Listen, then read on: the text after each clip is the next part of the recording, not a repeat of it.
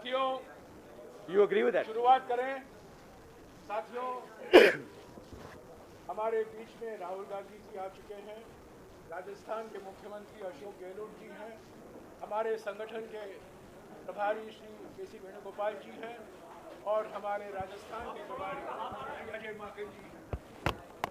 आज जैसा कि आप जानते हैं, आज दिल्ली में और हर एक राज्य में विशाल प्रदर्शन का आयोजन किया है कांग्रेस पार्टी ने मोदी सरकार की आर्थिक नीतियों के खिलाफ।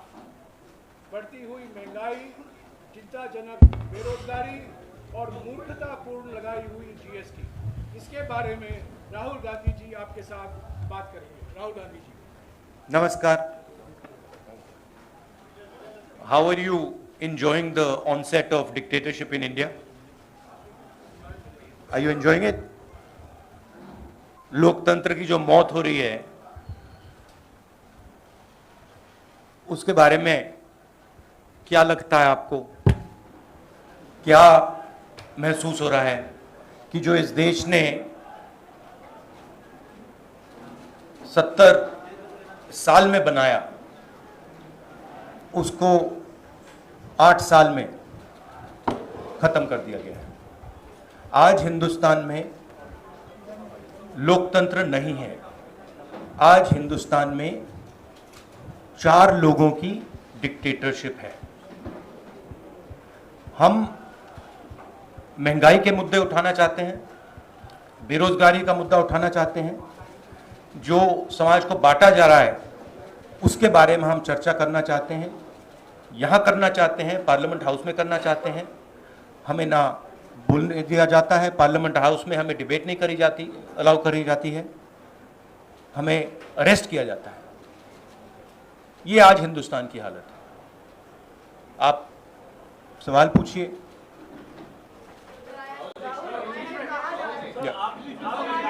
In English. Look, what we are witnessing is the death of democracy. That's what India is witnessing. What India has built, brick by brick, starting almost a century ago, is basically being destroyed in front of your eyes. All of you know it. The whole of India knows it. Anybody who stands against this idea of the onset of dictatorship, doesn't matter who he is, where he comes from, which state, which religion, male, female, he is viciously attacked, put in jail, arrested, beaten up. One second. The idea is that people's issues, whether they are price rise, unemployment, violence in society, people's issues must not be raised. That is the sole agenda of the government, and the government is being run to protect the interest of 4 or 5 people, and the government, this dictatorship is being run in the interest of 2 or 3 small business, big business people by 2 people. और democracy में जो भी tools होते हैं किसी issue को उठाने के लिए, आपने संसद में चर्चा करा दी, सरकार के कई लोगों ने बोला, उन्होंने महंगाई है मानने से इनकार कर दिया, आपने गांधी जी की प्रतिमा के सामने प्रोटेस्ट कर लिया, आप सड़क पर हैं। क्या वजह आपको लगती है कि सरकार प्रेशराइज नहीं हो, सरकार के ऊपर दबाव नहीं बन रहा है? क्या इसलिए कि वो चुनाव जीत जाते हैं? क्या इसलिए कि जनमत उनके साथ है? क्यों प्रेशर नहीं पड़ रहा है? करेक्टिव मेजर्स क्यों नहीं ले रही गवर्नमेंट? जैसे मैंने पहले कहा, जो ऑपोजिशन डेमोक्रेसी में, लोकतंत्र में लड़ती है, वो इंस्टीट्यूशंस के बल पे लड़ती है।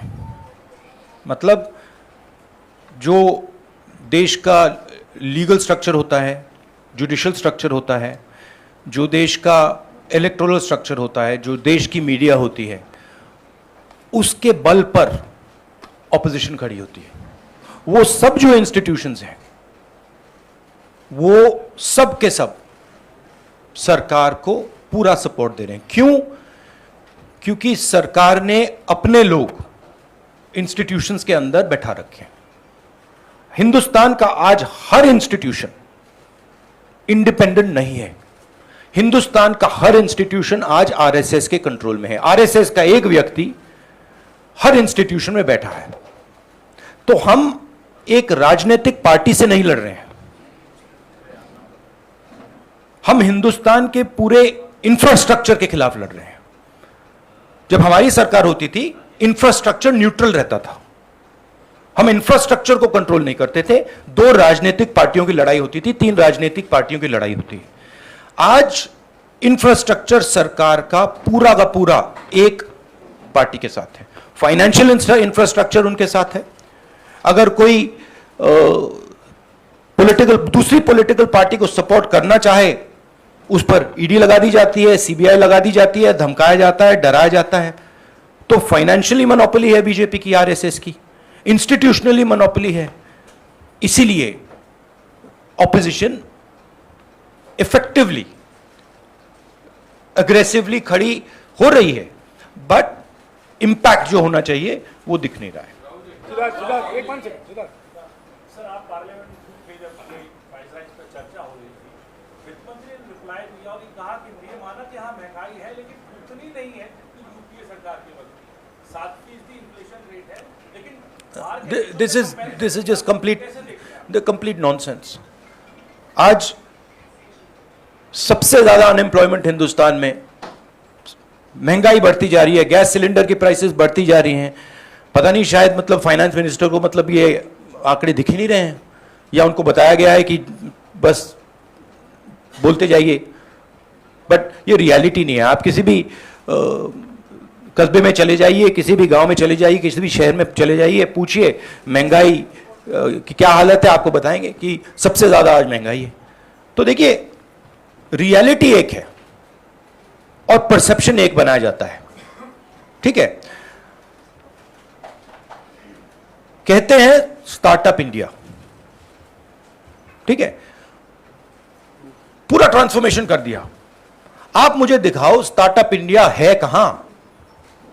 स्टार्टअप इंडिया लोगों को फायर कर रहा है, निकाल रही है स्टार्टअप्स, लोगों को सड़क पे फेंक रही हैं। कोविड में हिंदुस्तान में कोई नहीं मरा। हेल्थ मिनिस्टर आपको कहेंगे कि हिंदुस्तान का परफॉर्मेंस दुनिया के सब देशों से बेहतर था। यूएन आपको कह रहा है कि 5 million people have died, Hindustan की सरकार कह रही है नहीं, वो झूठ बोल रहे हैं। गुजरात में आप जाएंगे, वहां पे मतलब लाशों के ढेर लग गए थे। गंगा में आपने देखा लाखों लोग मरे, मगर नहीं, हिंदुस्तान की सरकार कहती है यह सच्चाई नहीं है। बेरोजगारी बढ़ती जा रही है, हिंदुस्तान की सरकार कहती है सच्चाई नहीं है। महंगाई बढ़ती जा रही है, हिंदुस्तान की सरकार, उनकी जो फाइनेंस मिनिस्टर हैं, कहते हैं नहीं। पूरा कम्युनिकेशन स्ट्रक्चर उनके हाथ में। एक मिनट, सुप्रिया। सर, आपने हल्ला बोला है महंगाई पे, बेरोजगारी के मुद्दे पे, आप कह रहे हैं कि कम्युनल हार्मनी के लिए हम लोग लड़ रहे हैं, लेकिन सरकार ने उनका हमला आप पर बोल दिया है। How do you see the way barricading happening and you are raising the issues of people? I understand one thing very clearly. The more I raise people's issues, the more I tell the truth in front of you, the more I will be attacked by the government. It's a simple thing. जितना मैं सच्चाई बोलूंगा उतना मेरे ऊपर आक्रमण होगा। मेरी प्रॉब्लम यह है कि मैं सच्चाई बोलता हूं, मैं डरता नहीं हूं। तो मैं अपना काम करूंगा, लोकतंत्र के लिए खड़े होने का काम करूंगा, महंगाई का मुद्दा उठाने का काम करूंगा, बेरोजगारी का मुद्दा उठाने का काम करूंगा, और मेरे ऊपर और आक्रमण होंगे। यह सच्चाई है। राहुल जी, आपने कहा कि और जो धमकाता है वो डरता है। ये बात आप समझ लीजिए, जो डरता है वो धमकाता है। सर आपने कहा किससे डरते हैं? जो आज हिंदुस्तान की हालत है उससे डरते हैं। जो उन्होंने वायदे किए थे, जो उन्होंने पूरे नहीं किए, उससे डरते हैं। महंगाई से डरते हैं, बेरोजगारी से डरते हैं, जनता की जो शक्ति है उससे डरते हैं। क्यों डरते हैं? क्योंकि झूठ बोलते हैं। 24 घंटा ये लोग झूठ बोलते हैं। बेरोजगारी नहीं है, प्राइस राइज नहीं है, चाइना नहीं आया। आपने कहा कि राजनीतिक दल को डराने की कोशिश सरकार के द्वारा होती है। वो डराने की कोशिश तो आपको, सोनिया जी को, कांग्रेस पार्टी को भी डर है ही नहीं, मुकाबला करने की क्या जरूरत है ही नहीं डर। किस चीज से डरना, डर नहीं। एक मिनट मौसम मैं आ रहा हूँ। राहुल, ये लगातार कहा जा रहा है कि महंगाई बहाना है, दरअसल आप लोग का निशाना ईडी है।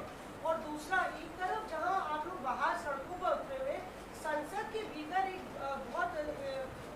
तस्वीर देखी गई जहां पर जिसकी शिकायत भी आपने स्पीकर से की, सोनिया गांधी के साथ स्मृति ईरानी जिस तरह से पेश आई, उसको लेके आपने शिकायत की, तो उस पर आपकी क्या टिप्पणी है? क्या ये भी देखिए, एक बात मैं आपसे कहना चाहता हूं, मैंने पहले भी कह दिया, मैं इस बात को समझता हूं कि जितना भी मैं जनता की इश्यूज को उठाऊंगा, जितनी भी मैं महंगाई की बात करूंगा, अनएम्प्लॉयमेंट की बात करूंगा, कम्युनल हार्मनी की बात करूंगा, उतना मेरे ऊपर आक्रमण होगा। और मुझे अच्छा लगता है क्योंकि मैं आक्रमण से सीखता हूं। तो जितना भी ये मेरे ऊपर आक्रमण करेंगे, मुझे फायदा होता है। I get great Joy when my political opponents attack me. They are not able to understand this. I get great happiness, अंदर से मुझे बहुत खुशी होती है। क्यों? क्योंकि मुझे अपने जो आइडियाज हैं, अपनी जो सोच है, अपनी जो विचारधारा है, वो और समझ आती है। मुझे बैटलफील्ड जो है वो और समझ आती है। लड़ाई क्यों हो रही है मुझे वो समझ आता है, और उससे मुझे बहुत बहुत खुशी होती है।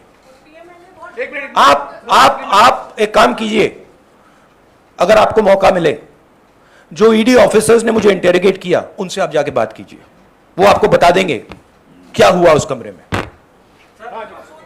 No supplementary. Finance news agency से मेरा सवाल है कि आखिर क्या मजबूरियां कांग्रेस पार्टी के सामने है कि आपको हर चीज पर साबित करना पड़ रहा है, चाहे वो झंडे को लेकर हो, महंगाई को लेकर हो, या कोई भी अन्य मुद्दा हो। कांग्रेस पार्टी जनता के सामने ऐसा क्या मजबूरियां? कांग्रेस पार्टी को नहीं, हिंदुस्तान में कोई भी व्यक्ति, किसी भी पार्टी का, non political, political, film star, कोई भी अगर सरकार के खिलाफ कुछ बोलता है, उस पे हिंदुस्तान के सारे इंस्टीट्यूशन का वजन पड़ जाता है। यह कांग्रेस पार्टी की बात नहीं है। मैंने जो यहां शुरुआत की, और देश को शायद यह समझ नहीं आ रही है और आएगी बात, लोकतंत्र आज हिंदुस्तान में नहीं है, खत्म हो गया है। Democracy is now a memory in India, it is nothing more, and there are consequences to this. You will see there are going to be devastating consequences to this, because the people of India are not just going to keep quiet. Rahul ji, Mausami ने जो सवाल पूछा था, पहला सवाल वही मैं दोहराना चाहता हूँ। आपके पॉलिटिकल ओपोनेंट्स मेनली नए सवाल पूछे। मल्टीपल बीजेपी लीडर्स का उसका जवाब नहीं आया था सर। किसका नहीं जवाब है? मल्टीपल बीजेपी लीडर्स का आरोप है कि महंगाई सिर्फ बहाना है, क्योंकि आपसे और मिसेस गांधी से ईडी क्वेश्चनिंग कर ली, इसलिए आप लोग इतना बड़ा हुआ है। नहीं, question all you want, question all you want, right? There is absolutely nothing there, everybody knows it, so question all you want. My job is to resist the idea of the RSS. That's my job, and I'm going to do it. The more I do it, the more I will be attacked, the harder I will be attacked. I am happy, attack me. हाँ रंजीता। राहुल जी, आपने कहा आप हर तरह के attack के लिए तैयार हैं। अभी हम जब रिपोर्टिंग कर रहे थे तो आपकी कार्यकर्ता आपसे एक बात कर रहे हैं कि आप एक बार फिर राष्ट्रीय अध्यक्ष की कुर्सी पर आप आ जाएं। देखिए, ये प्रेस कॉन्फ्रेंस आप डिस्ट्रैक्ट करने की कोशिश मत कीजिए, ठीक है? सीधी सी बात है, ये प्रेस कॉन्फ्रेंस महंगाई, बेरोजगारी और देश में जो आज हालत है उसके बारे में है। तो अब उसके बारे में बात करते हैं, क्योंकि वो हिंदुस्तान की जनता के लिए सबसे जरूरी मुद्दा है। ओके विक्रांत। सर, सोनिया गांधी ने कहा कि मैं इंदिरा गांधी की बहू हूं, किसी से नहीं। आपने कहा कि मैं नरेंद्र मोदी से नहीं डरता, तो क्या नरेंद्र मोदी आप लोगों को डरा रहे हैं? कोई तरीका आपको लगता मैंने आपको बोला डर नहीं है। है? क्या डरा रहे हैं? वो डराने की कोशिश करें, करते जाएंगे, कोई फर्क नहीं पड़ता। एक व्यक्ति सवाल पूछेंगे प्लीज। नहीं, देखिए, ये एक बात समझिए, ये गांधी परिवार पे अटैक क्यों करते हैं? ये गांधी परिवार पे इसलिए अटैक करते हैं क्योंकि हम एक विचारधारा के लिए लड़ते हैं। और हमारे जैसे देश में करोड़ों लोग हैं। हम लोकतंत्र के लिए लड़ते हैं, हम कम्युनल हार्मनी के लिए लड़ते हैं और सालों से लड़ रहे हैं। यह सिर्फ मैंने नहीं किया, सालों से हो रहा है। जान दी है मेरे परिवार ने। यह हमारी जिम्मेदारी है, रिस्पॉन्सिबिलिटी है, जो भी आप कहना चाहो, क्योंकि हम इन विचारधाराओं के लिए लड़ते हैं। जब हिंदुस्तान को बांटा जाता है, हिंदू मुसलमान को लड़ाया जाता है, हमें दर्द होता है। जब किसी को दलित कह के मारा जाता है, पीटा जाता है, हमें दर्द होता है। जब किसी महिला को पीटा जाता है, हमें दर्द होता है। इसीलिए हम लड़ते हैं। यह एक परिवार नहीं है, यह एक विचारधारा है। मैं गुजारिश करूंगा, एक एक करके सवाल पूछिए, सबको मौका दिया जाएगा। राहुल जी यहाँ बैठे हुए हैं, सबके सवाल देंगे और इनके सामने कोई टेलीप्रॉम्प्टर भी नहीं है। हाँ Samia.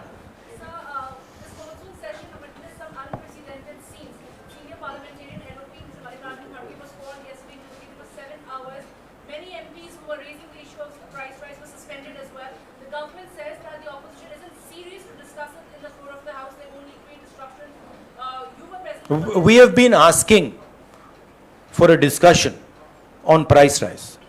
No discussion was allowed. Practically no discussion is allowed in Parliament. The Chinese troops came into India, they occupy India, no discussion is allowed. Unemployment we want to raise, no discussion is allowed. Price rise, no discussion. Agnipath, no discussion. No discussion is allowed. It is much more beneficial for us to have discussion in Parliament. We demolish the government every single time we have a discussion in Parliament. Right? One second, please let me speak. Right? We demolish the government every single time we have a discussion. You're aware of it. They don't want a discussion. They can't face a discussion. That's the truth. And this is not only a Congress issue. They cannot face a discussion with any opposition party.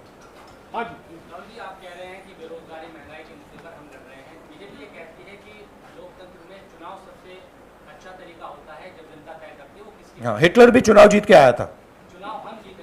हाँ, Hitler भी चुनाव जीत जाता था। Hitler चुनाव कैसे जीतता था?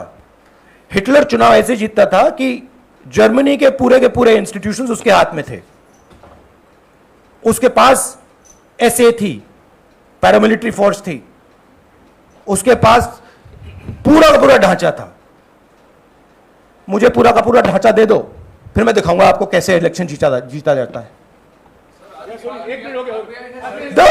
You see, please understand. What? Sunil. Sir, you were saying about your family and your fight and you're fighting for an ideology. Some would ask that Mr. Rahul Gandhi should now take over the leadership of the Congress party and fight for this, especially when you're talking about price rise. Sunil, he has already answered that question. He has said that this. Sunil, please refer to the earlier answer.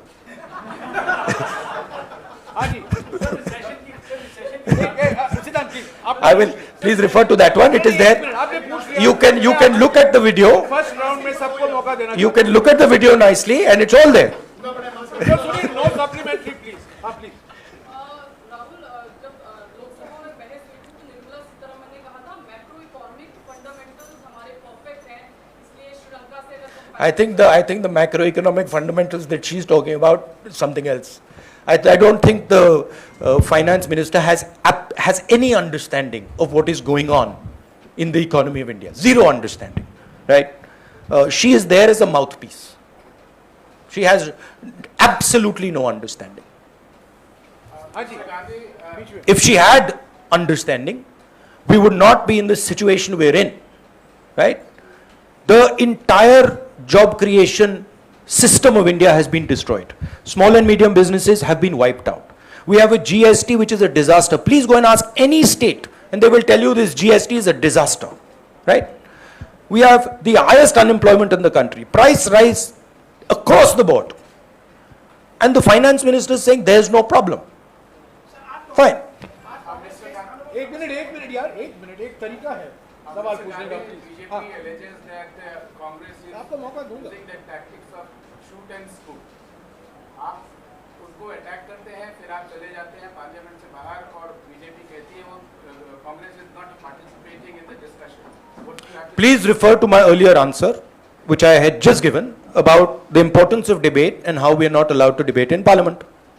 हाँ या जी बोलिए। आज कांग्रेस जगह जगह प्रदर्शन करने की बात कर रही है, पर बहुत अनुमति नहीं मिली, ऐसे में आप कैसा रहेगा फिर आपकी ओर से क्या क्या प्रदर्शन? अब देखेंगे, हमारा काम